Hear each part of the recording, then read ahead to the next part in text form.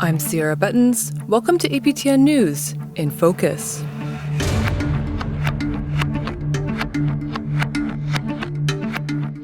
In this week's episode, we're putting the Arctic National Wildlife Refuge in focus.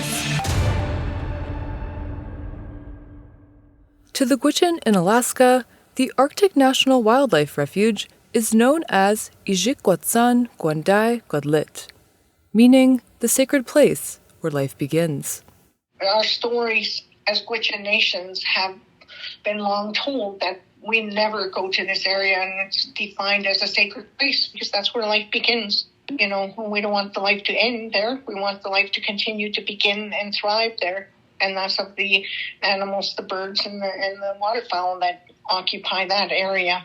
That was Vunta Gwich'in Chief Pauline Frost talking about the 19.6 million acre refuge in northeast Alaska. It's home to polar bears, migratory birds, and numerous endangered and threatened species. But over the years, politicians and corporations have been eyeing the refuge as a hotspot for oil and gas drilling. In 2021, during the last days of his first presidency, U.S. President Donald Trump finalized a plan to open it up to oil and gas development. The plan required 2 congressionally mandated lease sales within the refuge. The first sale in 2021 garnered little interest, with U.S. and Canadian banks refusing to fund drilling in the refuge.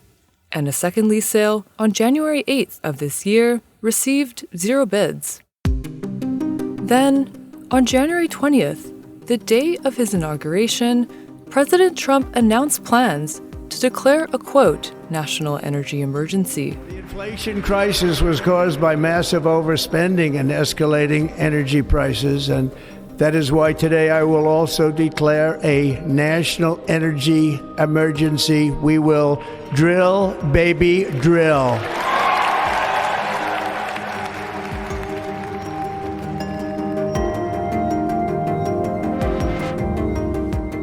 Now, advocates like Kristen Miller, the executive director of the Alaska Wilderness League, are concerned about his plans to reopen the refuge to oil and gas drilling.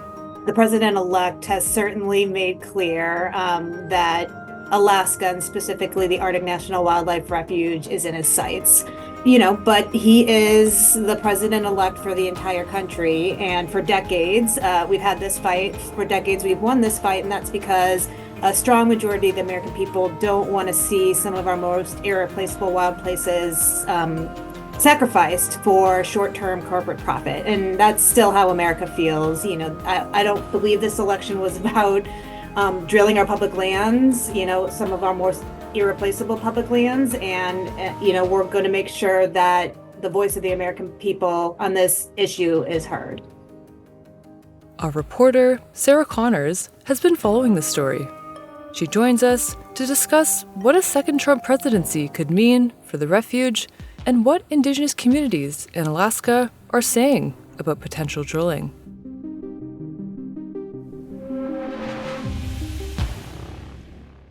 Sara, thanks so much for joining us today. So to start off, for listeners who might not be familiar, what is the Arctic National Wildlife Refuge? Yeah, thanks for having me. So the Arctic National Wildlife Refuge is a refuge in northeastern Alaska, and it spans about 19.6 million acres. And it is the biggest wildlife refuge in the United States. And to put its size into perspective, it's about the size of the state of South Carolina. So it's quite vast, quite large. It first became federally protected in 1960 under President Dwight Eisenhower, and then those protections were expanded in 1980 under President Jimmy Carter. And it's said to be one of the last truly wild places on Earth. And many people I've spoken to over the years have said that the refuge is incredible. and there really is no place quite like it. And of course, being a refuge, it is home to many animals, about 250 species, I think, and that includes polar bears, which of course are in decline, musk oxen, wolverines, wolves, foxes, migratory birds. So quite a few animals do depend on the refuge. And perhaps one of the most well-known animals that calls the refuge home is the porcupine caribou herd. And that herd is a traditional food source for the Gwich'in in Alaska and in northern Canada. And we can't talk about the caribou herd without talking about the coastal plain. So each spring, the caribou migrate about 2,200 kilometers to this coastal plain, which is located at the very top of the refuge. It's about, I believe, 1.5 million acres, and it borders the Beaufort Sea, hence the name, the coastal plain. And the reason why the coastal plain is so important is that it's the lifeline for the Gwich'in. It's where the caribou is, and they've depended on it for thousands of years. The coastal plain itself, its name in Gwich'in actually translates to the sacred place where life begins. And the Gwich'in people do not believe people should ever set foot in the refuge because it is considered so sacred. And that's because that's where the caribou basically give birth and raise their young for the first few months of their lives. It's a very delicate time when they're giving birth, very sensitive time. So the Gwich'in believe that this refuge should always be left undisturbed. So the refuge and the coastal plain is very important to the Gwich'in people, and also just for people that care about the environment, care about the Arctic, and just want to see the refuge continue to remain wild. And so we know that Trump's return to power could have an impact on the refuge. Could you talk a bit about what's at stake? For sure. So, and in order to understand how Trump and the refuge came to be involved, we have to go back to 1980 when President Jimmy Carter was in power. And while he did install a lot of protections for the refuge, he also set aside the coastal plain for potential oil and gas development. And while there has been a lot of support from Americans over the years to put permanent protections in for the refuge, there's also been a lot of legislative efforts to open the refuge up to oil and gas drilling. So fast forward to 2017, during Donald Trump's first administration, his administration passed the 2017 Tax Act, which sought to reduce taxes to the tune of about $1.5 trillion. And so that Tax Act entailed 2 federally mandated lease sales.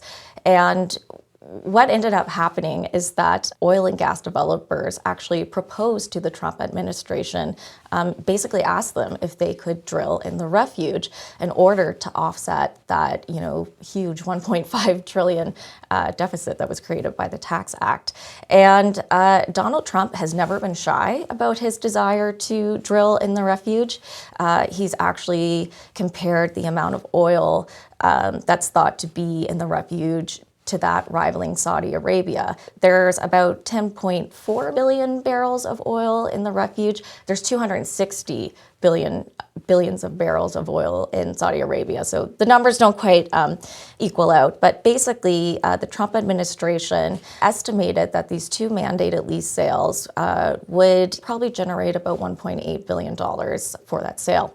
And during the last days of the first Trump administration in January 2021, the Trump administration held this first mandated lease sale, and they sold 22 tracts of land, which covered about 1 million acres of the refuge. But that sale wasn't very successful. Essentially, the Gwich'in and environmentalists really put a lot of pressure on major U.S. and Canadian banks to not fund drilling in the refuge.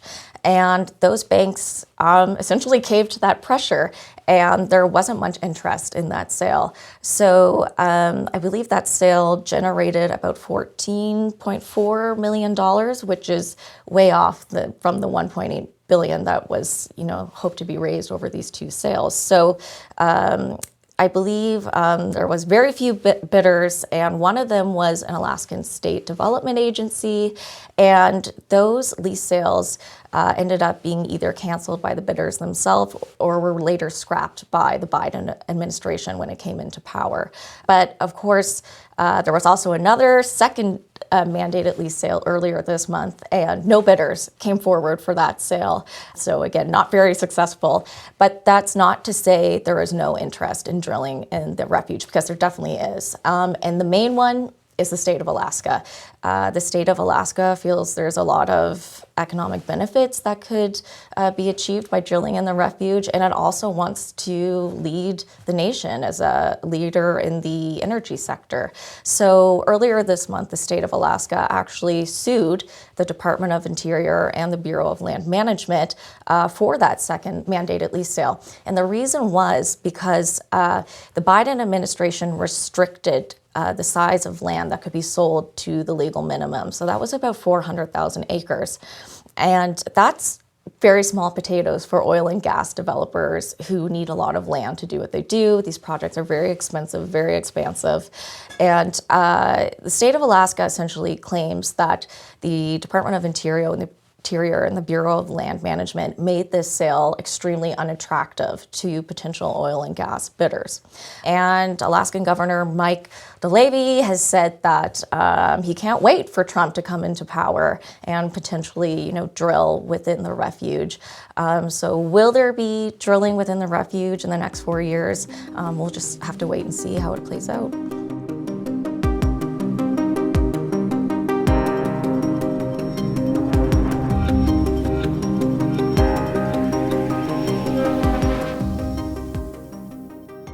So going back to an earlier point that you brought up, can you talk a bit about the cultural significance of the refuge to the Gwich'in? Yeah, I mean, the Gwich'in have depended on this refuge and what it means for them for thousands of years. Of course, it's the home to the caribou. The caribou, of course, it's food, but, their fur, hides, bones, everything is used. And it's also just a very spiritually important place for them. And they just really strongly believe that, this is land that supports their lifestyle, and they really don't want to see it become victim to development. Sara, you've also spoken with Inuit communities in Alaska about this potential drilling. What have you heard from them? Yeah, so the issue of drilling in the refuge is actually kind of polarizing for Indigenous communities.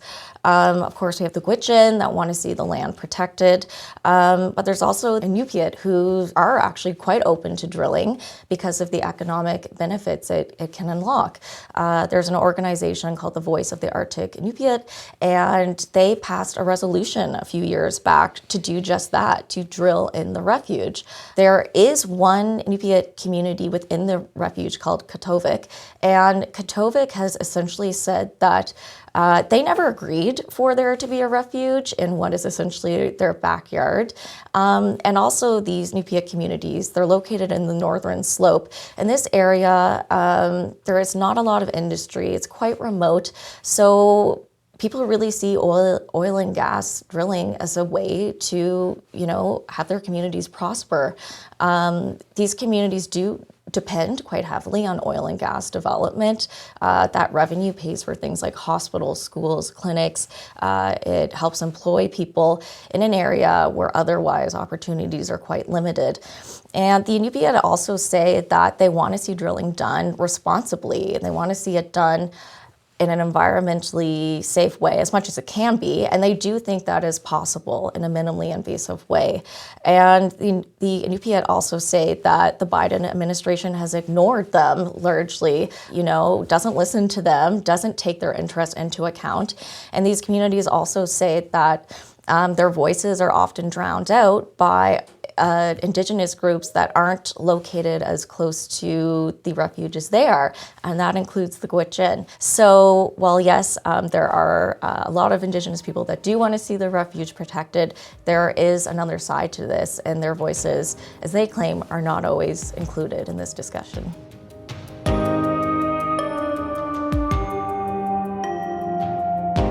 Sara, Thanks so much for joining us today. Thank you.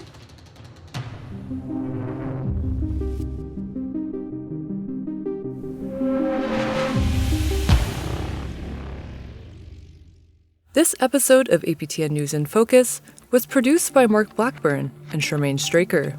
In Focus is edited by Jesse Andrusko and hosted by me, Sierra Bettens. In Focus is available wherever you get your podcasts.